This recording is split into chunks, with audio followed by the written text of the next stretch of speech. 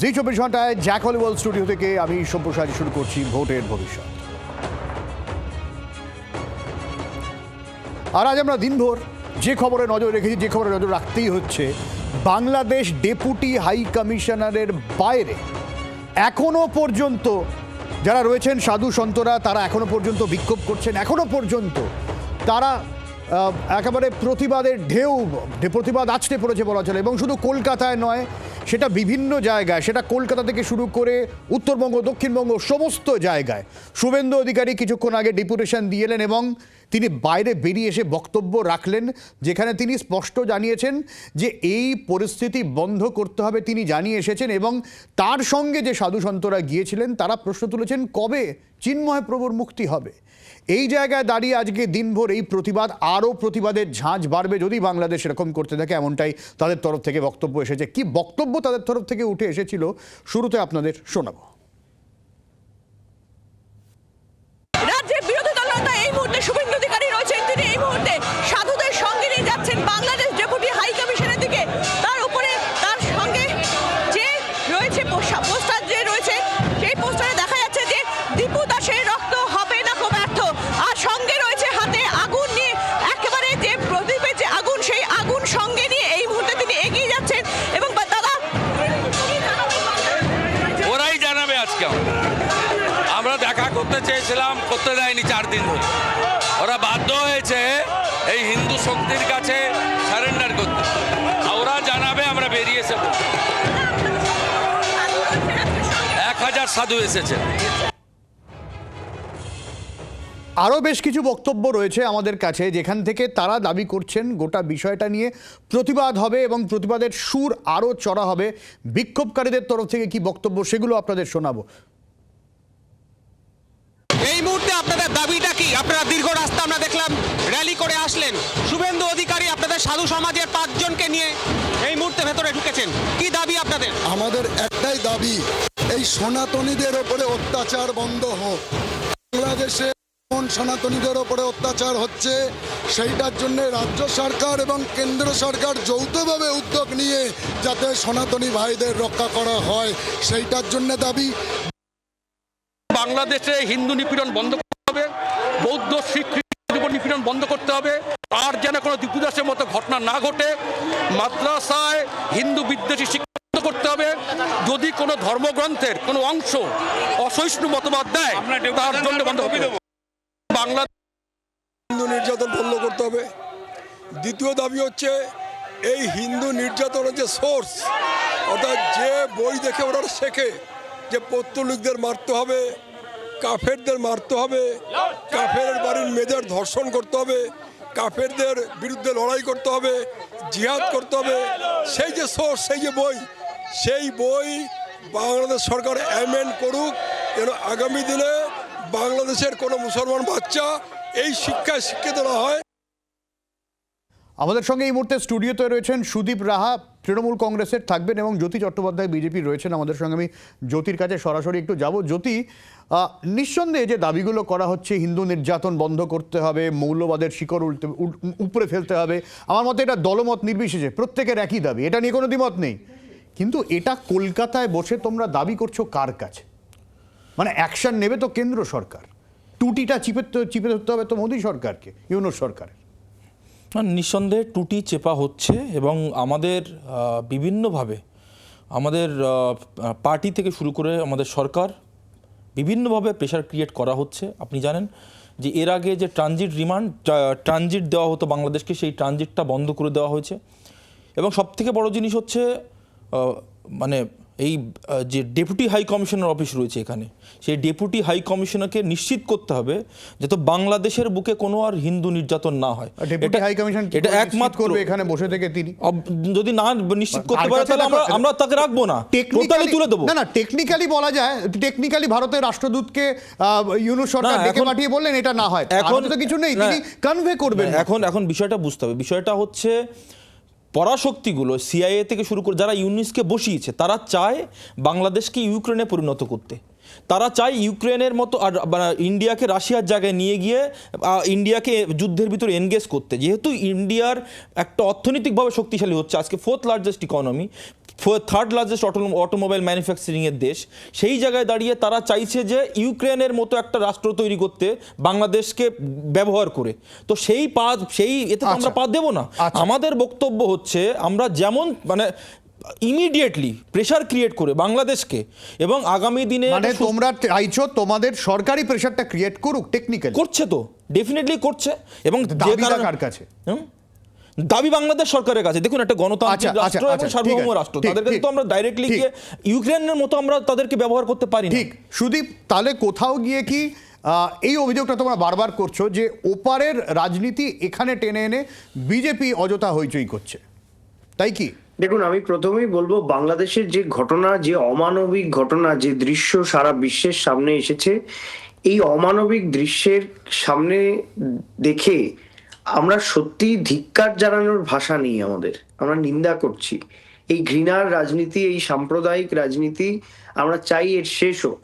কিন্তু বাংলায় বাংলাদেশের ইস্যুকে কাজে লাগিয়ে রাজনৈতিক অস্থিরতার পাশাপাশি ধর্মীয় অস্থিরতা তৈরি করবার যে চক্রান্ত বিজেপি করছে, আমি বলবো যে তারা মনে হচ্ছে কেন এটা খুব স্বাভাবিক রিপারকেশন বলে মনে হচ্ছে না? ওপারে যদি তারা অবশ্যই সেই রিপারকেশন হতে পারে, কিন্তু সরকারি দলে তো তারা রয়েছে, কেন্দ্রের সরকারে।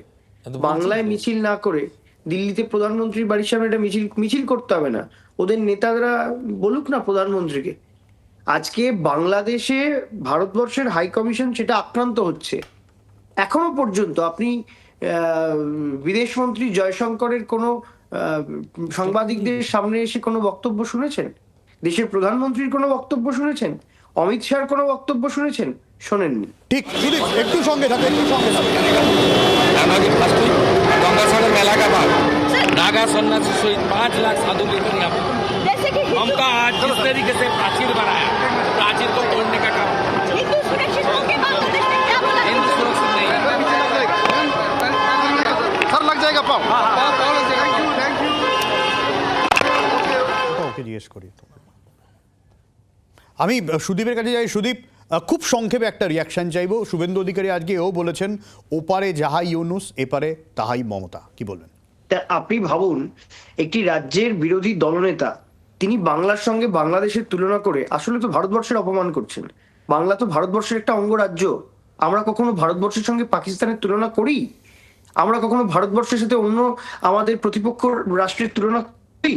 এটা আমার তো মনে হয় কেন্দ্রীয় সরকারের উচিত অবিলম্বে বাংলা সম্পর্কে তাদের যা এই যে শুভেন্দু অধিকারীদের বক্তব্য, এটা সরকারি বক্তব্য কিনা এটা প্রকাশ্যে বলা উচিত, আর নয়তো এদের থামানো উচিত। আচ্ছা, এরা যে ধরনের বক্তব্য রাখছেন, এই বক্তব্যগুলো দেশদ্রোহী বক্তব্য। অবিলম্বে শুভেন্দু অধিকারীদের বিরুদ্ধে দেশদ্রোহিতার মামলা রুজু করা উচিত। তার কারণ ওনার এই বক্তব্য দেশদ্রোহী বক্তব্য। এই শুভেন্দু অধিকারী বাংলায় দাঁড়িয়ে বলছেন বাংলায় যা সরকার চলছে তার থেকে বাংলাদেশে ইউনুসের সরকার ভালো চলছে। তা আপনি বাংলাদেশে চলে যান না। আচ্ছা, আমি আসবো সুদীপ তোমার কাছে। আমি জ্যোতির কাছেও পরে উত্তর নেব। তবে আরেকটা বিষয়, হবিবপুরের বিজেপি বিধায়ক জুয়েল মুর্মু তিনি বিস্ফোরক দাবি করেছেন। তিনি বলছেন ওপারে হিন্দুদের ওপর যে নির্যাতন হয় এপারে সেই একই কাজটা হয়, এবং ভোটের পরে চ্যালেঞ্জ ছুড়ে দিলেন মুর্মু। কি বলেছেন শোনাবো।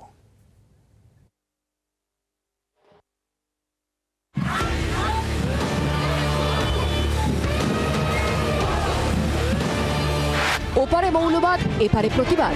বাংলাদেশে হিন্দু নিধনের বিরুদ্ধে গর্জে উঠেছে বাংলা। গত কয়েকদিন ধরেই লাগাতার আন্দোলনে সনাতনী সংগঠনগুলি প্রতিবাদে নেমে ওপারে সংখ্যালঘু হিন্দু নির্যাতনের সঙ্গে এপারে সংখ্যাগুরু হিন্দুদের এক সুতোয় বাঁধতে চাইছে বিজেপি। এবার সেই চেষ্টায় দেখা গেল মালদার হবিবপুরে বিজেপির প্রতিবাদ মিছিলে।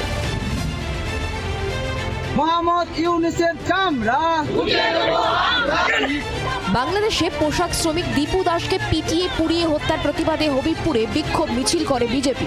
মিছিলে সে দেশের অন্তর্বর্তী সরকারের প্রধান উপদেষ্টা মোহাম্মদ ইউনুসের কুশপুতুল পোড়ানো হয়। মিছিল থেকে তৃণমূলকেও নিশানা করেন স্থানীয় বিজেপি বিধায়ক জুয়েল মুর্মু। যে হরগোবিন্দ দাস, চন্দন দাসকে যেভাবে মেরেছে, নৃশংসভাবে হত্যা করা হয়েছে, এবং আমাদের মোথা বাড়িতেও ঘর বাড়ি লুটপাট করা হয়েছে, হিন্দুদের উপরে এত অত্যাচার করা হয়েছে। বাংলাদেশি আর আমাদের পশ্চিমবাংলায় কথাই বাদ হলো। তৃণমূলদের লজ্জা লাগানো উচিত। তৃণমূল যদি এরপরেও যদি লজ্জা না লাগে আমাদের এখানকার হিন্দুরা তাকে ছুঁড়ে ফেলে দেবে, যারা ভাইয়ের কাছে পাঠিয়ে দেবে। চুপ নেই তৃণমূল। ভোটের পর বিজেপি বিধায়ককে সীমান্তের ওপারে পাঠানো হুঁশিয়ারি দেয় শাসক শিবির। উনি যেসব পথ হুঙ্কার দিচ্ছেন আগামী বিধানসভা নির্বাচনের পরে তিনি তার কেন্দ্রে তার বাড়িতে থাকতে পারবেন কিনা, কারণ মতুয়া আদিবাসীরা এর আগামী বিধানসভা নির্বাচনের পরে জুয়েল মুর্মুকে ধাওয়া করে বাংলাদেশের ওপরে পাঠিয়ে দেবে। সব মিলিয়ে ভোটের আগে বাংলাদেশ নিয়ে সরগরম বাংলা, ওপারের পরিস্থিতি নিয়ে তপ্ত এপারের রাজনীতি। রণজয় সিংহের রিপোর্ট, জি 24 ঘন্টা। যদি ওভার সিম্পলিফিকেশন হয়ে গেল না, ওপারে যা এপারেও তাই, এটা মানে ওভার সিম্পলিফিকেশন না নয়? সুব্রতা, তুমি তো কোথাও গিয়ে ওপারের গুরুত্বটা খর্ব হয়ে যাচ্ছে না? তোমার কি মনে হয় না যে হরগোবিন্দ দাস, চন্দন দাস, আমি সেখানে গেছিলাম ব্যক্তিগতভাবে, সেই আপনাদের শামশেরগঞ্জে, জাফরাবাদে। তো যখন যে ঘটনাগুলো আমরা ওই সময় দেখতে পেয়েছি, পুলিশকে ফোন করা হয়েছে, পুলিশ আসেনি, তৃণমূল কংগ্রেসের গুন্ডারা সেখানে গিয়ে হিন্দুদেরকে মেরেছে, তৃণমূল কংগ্রেসের পুলিশ সেখানে, মানে রাজ্য সরকারের পুলিশ সেখানে পৌঁছায়নি, যায়নি, ফোন ধরেনি। মা কালীকে প্রিজন ভ্যানে দেখতে হচ্ছে, লগ্নজিতা চক্রবর্তীকে মা গান গাওয়ার জন্য তাকে হেনস্থা হতে হচ্ছে, তার গান গাইতে দেওয়া হচ্ছে না, যেটা বাংলাদেশে উদিসি বা আপনার হচ্ছে সুনীল গঙ্গোপাধ্যায়ের বাড়ি ভাঙা হলো। তো যেমনভাবে ওখানেও বাংলা সংস্কৃতি ধ্বংস হচ্ছে একটা জিহাদি মৌলবাদী গোষ্ঠীর দ্বারা, ইসলামিক গোষ্ঠীর দ্বারা। ইসলামী মৌলবাদী গোষ্ঠী এখানেও সক্রিয়, এবং সেই একই ফোর্স আপনার খাগড়াগড়ে নিচে তৃণমূল কংগ্রেসের পার্টি অফিস, উপরে বোম বাঁধছে, এবং তৃণমূল কংগ্রেস এটা জানে না। তৃণমূল কংগ্রেসের প্যাট্রোনাইজিংয়ে বাংলাদেশের ওই জঙ্গিগুলো জায়গায় জায়গায় হাসান মোহাম্মদ ইমরানের মতো 19B দরগা রোডে যার অফিস ছিল, সেই হাসান মোহাম্মদ ইমরানকে রাজ্যসভায় পাঠিয়েছে তৃণমূল কংগ্রেস শুধুমাত্র নিজের রাজনৈতিক স্বার্থ চরিতার্থ করার জন্য। উত্তর দেব সুদীপ। দেখুন, আমি প্রথমেই বলবো, এই যে মা কালীকে প্রিজন ভ্যানে তোলার কথা, যে প্রসঙ্গটা তুললো, এই মা কালীর মুন্ডুটা কারা কেটেছিল? তারা কোন রাজনৈতিক দলের লোক? তার বাবাই বলেছে। পরিকল্পিতভাবে যদি কেউ মনে করেন যে বাংলায় সাম্প্রদায়িক হিংসা ছড়াবেন, বাংলার প্রশাসন সজাগ আছে। আপনারা চেষ্টা করে যান, আপনারা তো 2014 সাল থেকে চেষ্টা করছেন। আমি বলছি একে বাংলাদেশ পাঠাবো, ওকে বাংলাদেশ পাঠাবো, এসব এখানে বসে এসব না বলে দিল্লির সরকারকে বলুন না একটা স্টেটমেন্ট দিতে, প্রধানমন্ত্রীকে বলুন, হিন্দুদের ধনুর্ধর বিজেপির নেতাদের বলুন যে প্রধানমন্ত্রীকে রিকোয়েস্ট করতে, একটা প্রেস কনফারেন্স করুন, উনি 1 ঘন্টার করে বলুন, বাংলাদেশকে একটা বার্তা দিন। কেন দিতে পারেননি? সুতরাং অন্য রাষ্ট্রের রাজনীতিকে বাংলায় নিয়ে এসে নির্বাচনের আগে সাম্প্রদায়িক উস্কানি দিয়ে যদি কেউ মনে করে বাংলায় ভাগাভাগি করবে, একই কায়দায় ব্রিটিশরা করেছিল বাংলায় হিন্দু মুসলমান ভাগ করে বঙ্গভঙ্গ করে দাও, যাতে ব্রিটিশদের সরাতে না পারে। তার কারণ ব্রিটিশরা বুঝেছিল বাংলাই পারবে ব্রিটিশদেরকে ভারতবর্ষ থেকে সরাতে। একই কায়দায় বিজেপি, ব্রিটিশের দালাল বিজেপি, সাভারকারের দল বিজেপি, তারা বাংলায় সাম্প্রদায়িক হিংসা ছড়িয়ে হিন্দু মুসলমান বিভাজন করে বাংলা দখল করতে চাইছে। আচ্ছা, ওদের তো অস্ত্র কিছু নেই, একদিকে ইডি, সিবিআই, এসআইআর, আর একদিকে সাম্প্রদায়িক হিংসা। কিন্তু একই জায়গায় দাঁড়িয়ে তৃণমূল কংগ্রেসও কিন্তু সেই ইস্যুই টেনে আনছে, এবং এখানে রাজনীতিক তরজাটা কিন্তু দুতরফেই। পার্থ ভৌমিক নন্দীগ্রামে তিনি বলছেন ওপারে জামাত, এপারে RSS, একই মুদ্রার এপিঠ ওপিঠ। শোনাই। বাংলাদেশের জামাত আর ভারতবর্ষের RSS একই মুদ্রার এপিঠ আর ওপিঠ। এখানকার বিজেপি চায় বাংলাদেশে হিন্দুরা খুন হোক, আর বাংলাদেশের জামাত চায় ভারতবর্ষে মুসলমানরা খুন হোক, আর ওরা ধর্মের নাম করে দুটো দেশ দখল করে রাখবে। এই হচ্ছে দুটো দলের পরিকল্পনা। সুদীপ, এটাও একটু মানে কি বলবো, কোথাও গিয়ে রাজনৈতিক ভাবে একটু বেড়ে খেলা হয়ে গেল নাকি, এমনটাও তো অনেকে অভিযোগ করছে। আমি আপনাদের বলি একটা রাষ্ট্রযন্ত্রের দখল যখন কোনো সাম্প্রদায়িক শক্তি নিয়ে নেয়, তখন এই ছবি দেখতে হয়। আজকে ভারতবর্ষের ক্ষেত্রেও আপনি দেখুন না, কে কি খাবে, কে কি পড়বে। আমরা ছোট্টবেলা থেকে পার্ক স্ট্রিট, বড়দিন, ক্রিসমাস, কেক খাওয়া, হিন্দু, মুসলমান, শিখ, ইসাই সবাই খায়। আজকে বজরং দল এসে বলে দেবে আপনি কেক খাবেন না, ডিম খাবেন না, ভাত খাবেন না, মাছ খাবেন না, মাংস খাবেন। এটা তো বাংলার সংস্কৃতি নয়। আপনি কে ঠিক করে দেওয়ার কে কি খাবে, কোন উৎসব পালন করবে? বাংলা মানে মুখ্যমন্ত্রী মমতা বন্দ্যোপাধ্যায় যেটা বলেন, ধর্ম যার যার, উৎসব সবার। আপনি সেই উৎসবের মধ্যেও যখন ডিভিশন করছেন, ঠিকই তো, কে আরএসএস যে ঠিক করে দেবে আপনি বড়দিনে যিশুর কাছে যাবেন না, আপনি কি করবেন? আচ্ছা, সব ধর্ম পালনের অধিকার আছে, সেটা হিন্দু হোক, মুসলমান হোক, আচ্ছা। শিখি হোক, ইসাই হোক, যেই হোক। আচ্ছা। বিজেপি সেই অধিকারটা কেড়ে নিতে চায়। জ্যোতি খুব সংক্ষেপে ঘটনা হচ্ছে যে রামধনুকে পরিবর্তন করে তৃণমূল কংগ্রেস কে রংধনু করার? আজকে আপনার এতে ওই যে স্কুলটাতে বাংলা শিক্ষক চাওয়ার জন্যে তাদের দুজনকে, রাজেশ আর তাপসকে আজকে রক্তাক্ত করা হলো। তৃণমূল কংগ্রেস পুলিশ তাদেরকে মারলো। তৃণমূল কংগ্রেস মারার কে? আজকে বাংলা শিক্ষক চেয়েছিল, তারা উর্দু শিক্ষক চায়নি। এ বাংলা জিন্নার বাংলা নয়, এ বাংলা কোনো ওই সাম্প্রদায়িক জিন্না বা ইউনুসের বাংলা নয়। ইউনুসও বাংলা ভাষায় কথা বলে, ইউনুস বাংলা ভাষায় কথা বলে, কিন্তু ইউনুসও বাংলা ভাষায় কথা বলে, কিন্তু সে কিন্তু ভারতবাসী নয়। ইউনুস বা হচ্ছে ওই খালেদা জিয়া, তারাও কিন্তু বাংলা ভাষায় কথা বলে, তারা কিন্তু বাঙালি নয়। আমরা বাঙালি মানি না তাকে, তার কারণ বাঙালি হতে গেলে ভারতীয় হতে হবে, ভারতীয় ছাড়া বাঙালি হওয়া যায় না। হ্যাঁ, আজকে বাঙালি ছাড়া ভারতীয় হলেই তবেই বাঙালি হবে। ইউনুসও কিন্তু বাংলা ভাষায় কথা বলে। আচ্ছা, এই যদি ইউনুসের কথা তুললো, আজকে এই ইউনুসকে নিয়ে আবার পার্থভৌমিক শুভেন্দু অধিকারীকে খোঁজা দিয়েছেন গারুলিয়ায়। শুভেন্দু অধিকারীর বক্তব্য টেনে এনে শোনাই। শুভেন্দু অধিকারীকে জিজ্ঞেস করবেন যে শুভেন্দুদা পার্থভৌমিক বলে গেল, ব্যারাকপুরের গারুলিয়াতে তুমি সভা করে বলেছিলে মমতা ব্যানার্জির থেকে বাংলাদেশের ইউনিস সরকার অনেক বেশি ভালো। সেই ইউনিস সরকার সনাতনী হিন্দু দীপু দাসকে পুড়িয়ে মারছে। তুমি মিটিং করছো কিন্তু এখন ইউনিস সরকারের বিরুদ্ধে একটা কথাও বলছো না। তুমি কোন সনাতনী হিন্দু? একটু দয়া করে বলে যাও শুভেন্দু। এই নিয়ে রাজনীতি তো চলছেই, কিন্তু তৃণমূল কংগ্রেস এর পাশাপাশি উন্নয়নের পাঁচালী নিয়ে আসরে, উন্নয়নের পাঁচালীর সঙ্গে সঙ্গে এবার সমর্থনের সংলাপ কর্মসূচি তৃণমূল কংগ্রেসের। এই সমর্থনের সংলাপ কর্মসূচি বিষয়টা যেখান থেকে তৃণমূল একেবারে তেড়ে ফুড়ে নামতে চাইছে পরের বছর থেকে, কি এই সমর্থনের সংলাপ বিষয়টা প্রবীরের কাছ থেকে জানি। প্রবীর, দেখো, 1 জানুয়ারি থেকে তৃণমূল কংগ্রেসের নতুন কর্মসূচি প্রকাশ হতে চলেছে। এই কর্মসূচি ইতিমধ্যে যেটা উন্নয়নের পাঁচালী, মমতা বন্দ্যোপাধ্যায় যে ফিরিস্তি 15 বছরের সরকারের, সেই ফিরিস্তি প্রকাশ করা হয়েছে এবং সেটা নিয়েই রাজ্যের প্রতিটি মানুষের কাছে পৌঁছে যাওয়ার কৌশল নিয়েছে তৃণমূল কংগ্রেস। এবং সেই জায়গা থেকে উন্নয়নের পাঁচালীকে দুভাগে ভাগ করে অভিষেক বন্দ্যোপাধ্যায় একটা মেকানিজম আজকে গঠন করে দিয়েছেন।